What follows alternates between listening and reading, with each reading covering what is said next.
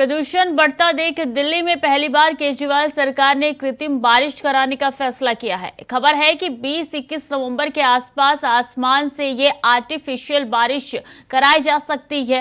IIT Kanpur ने trial कर पूरा प्लान दिल्ली सरकार को सौंप दिया है। सरकार ये जानकारी सुप्रीम कोर्ट को भी देने वाली है।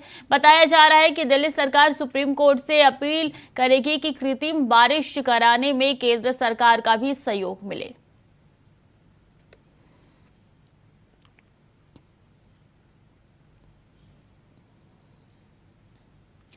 अजय चौहान दिल्ली से ज्यादा जानकारी के साथ जुड़ गए हैं। अजय, ये कृत्रिम बारिश का प्लान कितने दिनों से चल रहा था, क्या धरातल पे नजर आएगा? क्योंकि देखिए, जिस तरीके से दिल्ली की आबोहवा जहर की मात्रा काफी मात्रा में घुल चुकी है, ऐसी स्थिति में मुख्यमंत्री ने 2 दिन पहले ही इसकी बैठक की थी अपने अधिकारियों के साथ में। स्वास्थ्य मंत्री और उसमें पर्यावरण मंत्री भी मौजूद थे। ये फैसला जब भी लिया गया है, लेकिन कृत्रिम बारिश जो होती है वो बड़ी समस्याओं के साथ होती है, क्योंकि कोई ऐसे बारिश नहीं होती है। हेलीपैड के साथ माध्यम से ये बारिश की जाती है। इसका काफी लंबा बजट होता है, इसकी कई परमिशन लेनी पड़ती है, उसके बाद इस तरह की जो बारिश की जाती है। लेकिन दिल्ली के अंदर इस तरह की बारिश करने के करोड़ों रुपए का खर्चा आएगा। यानी कहीं ना कहीं मौसम बारिश होती है वो अलग है, लेकिन अगर कानूनी बारिश की जाएगी तो वो समस्या का सामना करनी पड़ेगी। क्योंकि ऐसी बारिश से शायद मुझे नहीं लगता कि दिल्ली का पोल्यूशन है वो कम होगा, क्योंकि अभी भी जो लेवल है, मैं इसमें आर.के.पुरम में हूँ, यहाँ भी 560 के आसपास AQI लेवल है और लगातार धुंध छाई हुई है। तो देखिए, लगातार नियम तो बना रही है सरकार, नए नए प्लान भी ला रही है, लेकिन उस प्लान कब तैयार किए जाएंगे ये नहीं कह सकते, क्योंकि नवंबर का आज 8 दिन हो चुका और 10-15 दिन के बाद हो सकता है मौसम तब्दील या दिवाली के बाद मौसम भी बदल जाता है। तो ऐसी स्थिति में यही देखना होगा कि तो दिल्ली सरकार मौसम में आसमान से बारिश कराने की बात करी, वो कब तक फैसला ले सकती है।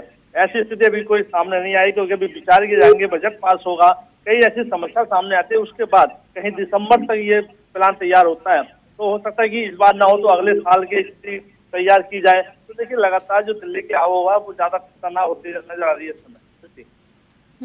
तारीख तो 20-21 की है ये कृत्रिम बारिश की, तो प्रोसेस क्या होगा? सुप्रीम कोर्ट में याचिका दी जाएगी। सुप्रीम कोर्ट ने अगर इसको पास कर दिया तो उसके बाद से क्या केंद्र सरकार का सहयोग मिलेगा? देखिए, यही है, क्योंकि ये पहले दिल्ली सरकार एक लेटर सुप्रीम कोर्ट को देगी, सुप्रीम कोर्ट भी केंद्र सरकार के अधीन जाएगा। तो कहने के जो चर्चाएं, जो लेटर है वो घूमेगा, तो उसमें समय लग जाता है, क्योंकि कोर्ट आज अगर लेटर देती है दिल्ली सरकार तो कल ही कोई फैसला लेगी, उस पर निर्णय लेगी कि किस तरह से ये बारिश कराई जाएगी, कहाँ से कराई जाएगी, और इसका जल की पूर्ति कहाँ से होगी, हेलीकॉप्टर से इसको जो टैंक होते हैं उनमें उसको हिसाब से बारिश की जाएगी। तो देखिए, कई काफी लंबा प्रोग्रेस होता है। तो शायद जो 21 तारीख का समय दे रखा है, तो वो तो अब दिल्ली सरकार ही बताएगी 21 तारीख को अपनी तरफ से बारिश कराएगी या सुप्रीम कोर्ट से। तो केंद्र सरकार से भी इसकी परमिशन लेनी पड़ेगी, उसके बावजूद भी दिल्ली के अंदर इस तरह की बारिश कराई जा सकती है। तो ये बताइए, प्लान कितने दिनों से चल रहा था इस तरीके की आर्टिफिशियल बारिश की, जिसका पूरा का पूरा प्लान आईआईटी कानपुर द्वारा बनाया गया, वहां के अधिकारियों द्वारा और सौंप दिया गया है? कितने दिनों पहले से इसकी चर्चा थी? बात करें तो आईआईटी साइड जो कानपुर का सेक्टर आया था, इंजीनियर आया था, वो अभी 3 दिन पहले दिल्ली पहुंचे थे। स्मोक टावर जो बंद पड़े थे, जब चर्चाओं में आए, जब खबर चली, तब उस पर संज्ञान लिया गया। उस पर बार बार जो आम आदमी पार्टी के जो नेता थे वो लगातार केंद्र सरकार को घेर रहे थे कि उनकी जो अधिकारी है वो नहीं चल सकते, इसको चलने दे रहे हैं, इसमें ताला लगा हुआ है। तो देखिए, उसके बाद ये निर्णय लिया गया है, अब नया प्लान तैयार किया जा रहा है कि किस तरह से दिल्ली का जो प्रदूषण, जो धूल मिट्टी जो आसमान में जो पेड़ों पर छाई हुई है, उसको कैसे हटाया जा सके, ताकि थोड़ी और शुद्ध हवा दिल्ली वासियों को दी जा सके। तो देखिए, अब प्लान है, हम जिन्हें इसका प्लान बता रहे हैं किस तरह से किया जाएगा, तो इसमें धरातल पे काफी समय लग सकता है। लेकिन हाँ, 21 तारीख की बात की जा रही है, तो हो सकता है कि दिल्ली सरकार कोई नया प्लान इसमें हो सकता है। प्लान तो कहीं लेके आ रही है, लेकिन इस प्रदूषण के इस जहर में कमी बिल्कुल भी नजर नहीं आ रही है। आपने चूंकि स्मोक टावर की बात की, तो कितने दिल्ली में स्मोक टावर है और क्या सभी कार्य कर रहे हैं? कोई असर पड़ रहा है इनसे? अभी तक जो दिल्ली के अंदर है, 3 स्मोक टावर लगाए गए थे, तीनों के तीनों फिलहाल बंद है, यानी कोई भी स्मोक टावर नहीं चला है। लगातार मीडिया भी इस खबर को अपडेट करा रही है, ताले बंद पड़े हैं, लेकिन उसका रखरखाव, उसका जो मेंटेनेंस है वो अभी तक नहीं हो पाया है, क्योंकि इंजीनियर जरूर पहुंचे हैं दिल्ली, उसकी छानबीन कर रहे हैं, जांच कर रहे हैं कहाँ पर क्या टेक्नोलॉजी जो खराबी है उसको कैसे ठीक किया जाए, क्या इसका निर्णय वैक्यूम लेवल नापा जा रहा है। तो देखिए, जब पूरी तरह से संतुष्टि हो उसके बाद में उनको चालू किया गया, लेकिन अभी इसलिए है कि वो बंद पड़े हुए हैं। यानी कि जो पहले वाला प्लान लेके आती है दिल्ली सरकार, उसको वो किनारे कर देती है और नए प्लान पे अमल करती है। अगर वो पहले वाला प्लान पे अमल करती निरंतर, और अगर उनकी तरफ से लगातार ही किया जाता, तो शायद हो सकता अजय कि आज जो स्थिति है वो स्थिति ना होती। बिल्कुल, देखिए दिल्ली सरकार की नई नई नीति होती है, वो हमेशा बनाती है और हमेशा मिटा देती है।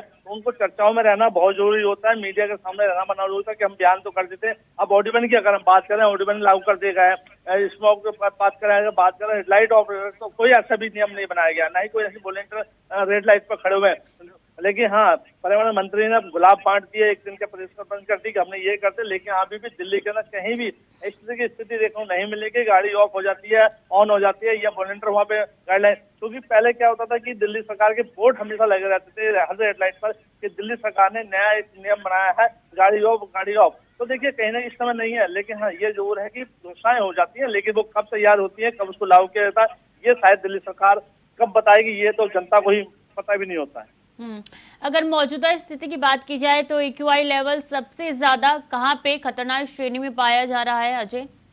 देखिए अगर बात करें दिल्ली के अंदर कई ऐसी जगह अभी भी आर के पुरम 560 है, जो कि काफी खतरनाक, जो कि वीआईपी एरिया लगाता है, यहाँ पे जो ट्रैफिक है वो भी कम है, उसके बावजूद यहाँ स्थिति खराब है। देखिए एनसीआर के अंदर काफी होता है, क्योंकि आउटडोर की जो गाड़ियां होती हैं, ट्रैफिक होता है, वहां पर आता है, लोग वहां दूर से जाते हैं, चाहे ट्रक हो चाहे सब्जी मंडी के आसपास की बात करें, वहाँ भी काफी एक लेवल होता है, क्योंकि अगर सब्जी और खाने से मेरा सामान नहीं आएगा तो दिल्ली वासियों को समस्या खड़ा होता है, क्योंकि रेट और भाव बढ़ जाते हैं। तो ऐसी स्थिति में दिल्ली सरकार ने गाड़ियों रोक तो लगा दी है, लेकिन क्या आगे का जो भविष्य है, जो लोगों की महंगाई है, वो क्या दिल्ली सरकार रोक पाएगी? इसमें भी एक समस्या खड़ी हो जाती है। तो देखिए कई जगह कहीं 460 है, कहीं 560 है, कहीं 900 के आसपास है। तो ऐसी स्थिति दिल्ली की बनी हुई है और अभी भी 9:15 का समय हो चुका है, लेकिन आसमान में पूरी तरह से धुंध छाई हुई है और सूरज जो देवता है वो अभी भी धुंधले से महसूस जो दिखाई दे रहा है।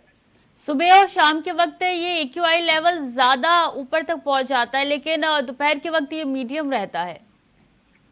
श्रुति देखिए अगर बात करें सुबह शाम की, तो जो पूरे दिन का जो ट्रैफिक का होता है, जो धूल मिट्टी होती है, वो पेड़ों पर और हवाओं में जम जाती है, तो रात को शांत माहौल बना होता है। तो दिन में जो होता है गाड़ी ट्रैफिक चलता है, जो थोड़ा सा जो रोड की बात कर लें, तो कोई चीज अगर जाती है तो वो साफ करते चली जाती है, तो कहेंगे उसका जो ग्राउंड है वो गिर जाता है। लेकिन जब वो शांत हो जाता है तो उसका एक लेवल बढ़ जाता है, क्योंकि वो कहीं नहीं जा पाता। हवाएं भी अभी भी 8 किलोमीटर प्रति घंटे की स्पीड से चल रही है, क्योंकि हवाएं भी नॉर्मल है। अगर तेज चला तो हो सकता है इससे भी काफी प्रभाव पड़ सकता है, लेकिन यही होता है कि अगर जब शांति होती है तो कहीं ना कहीं इसकी स्थिति बिगड़ती नजर आ रही है। सुबह सुबह बहुत ज्यादा होता है, क्योंकि प्रदूषण ज्यादा होता है उस समय।